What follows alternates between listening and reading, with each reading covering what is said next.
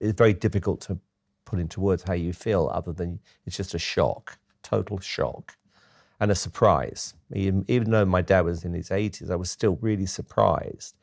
And obviously with Liam, even more surprised because he was so young. Simon Cowell is opening up about Liam Payne's tragic death. During a conversation for the November 29th podcast episode of New York Times' The Interview, the former X Factor judge reflected on the moment he found out Payne had passed last year, comparing the feeling to when he lost his own family member. But yeah, of course we're going to talk about it. Somebody who works with me very close came into my room. I was up in the north of England, and I could tell on the look of her face that she was upset. And, she said that, sit down, and she told me, and it was like, wow. It's a bit like I felt when I heard the news about when my dad passed away, that you can't really, it's very difficult to put into words how you feel other than it's just a shock, total shock, and a surprise. Even though my dad was in his 80s, I was still really surprised. And obviously with Liam, even more surprised because he was so young. The 66-year-old went on to reveal what he did next. And at that point, you're not really thinking clearly other than I just remember saying, I really need to speak to his mum and dad. Can you get them on the phone as soon as possible, please? Because I know,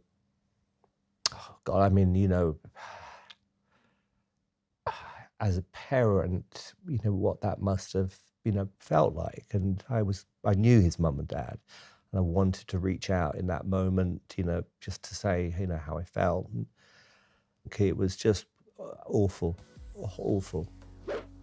Cowell also recalled spending time with Payne a year before his death, reflecting on how he was doing at the time.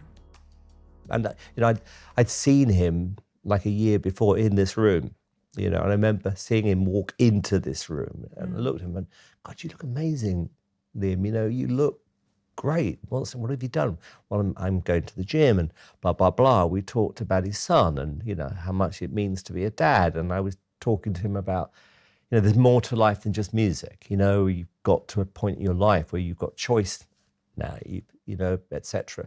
And I think we were just hung out as friends. That's why I was so shocked and surprised when I heard the news, The TV show judge, who formed One Direction in 2010 during the group's time on The X Factor, also touched on the singer's previous comments about how the young men were surrounded by influences like alcohol during their fame.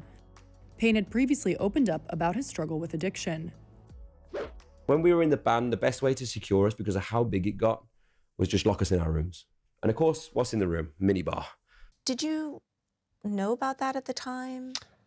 A little bit. And we, there was stuff I never would have spoken about, then, which was private conversations I had and advice I tried to give him, which is what comes with fame, et cetera, et cetera.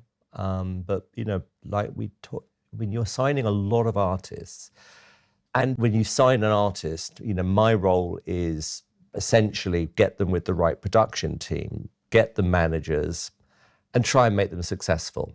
But at the same time, I probably had about 20 artists on my books at the time. And it is a little bit like they leave the nest, You always say you're available as and when you need to be, but you can't follow them everywhere. And if I could go back in time to that one day when he was in my house here, and then obviously, you always think about things like that. What if I'd said this? What if I'd said that? But, there's only so much you can do with any artist. If you just have one artist in your life, maybe you can, but I'm not a manager, which means my job is to run the label. And you just hope that they are, first of all, successful and happy. Payne and Cowell first met in 2008 when the singer auditioned for The X Factor. After he was eliminated that year, he returned in 2010 when the band, which also featured Harry Styles, Niall Horan, Louis Tomlinson, and Zayn Malik, was eventually formed. Payne died last year on October 16th after falling from a hotel's third-floor balcony in Buenos Aires, Argentina.